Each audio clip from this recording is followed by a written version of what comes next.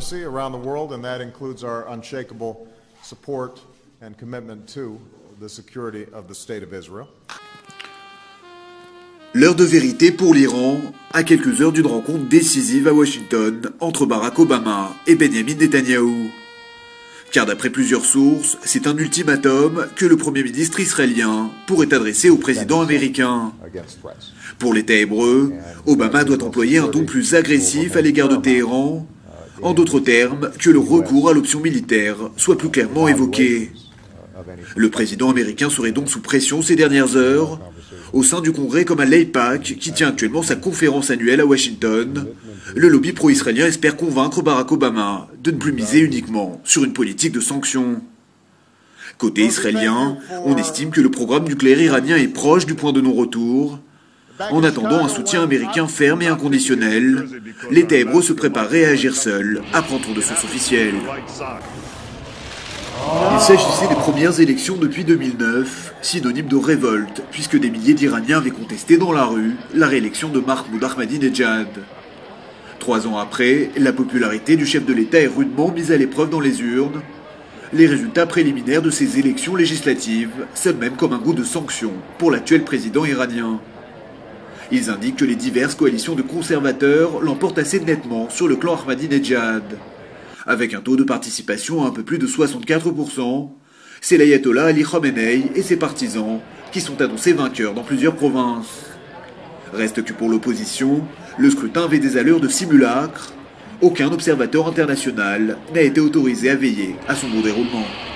This is the 21st century. Where in the world could this happen? Unfortunately, it is happening in Syria.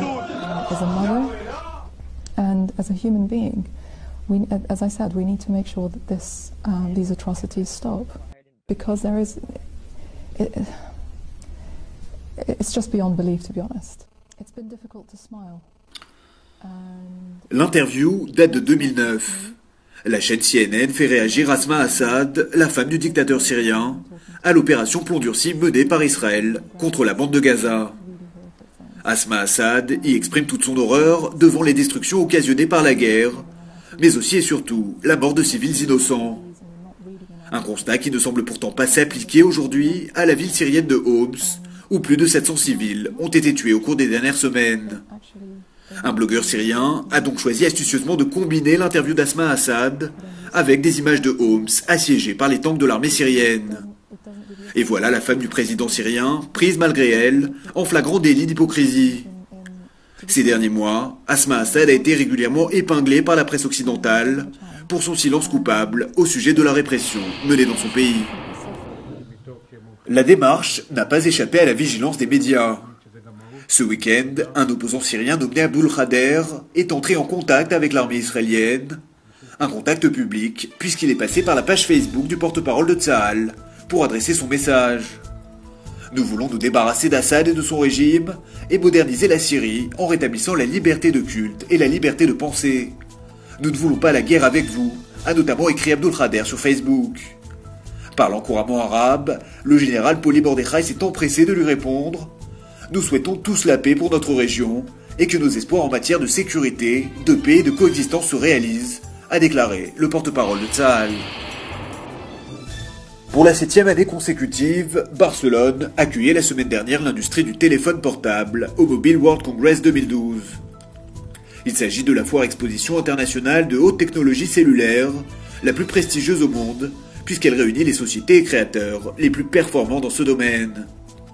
Pas moins de 140 entreprises israéliennes ont assisté à cet événement, soit plus de 10% du total des exposants. Et c'est le ministre des Communications Moshe Carlon qui a inauguré le stand de l'Institut israélien de l'exportation.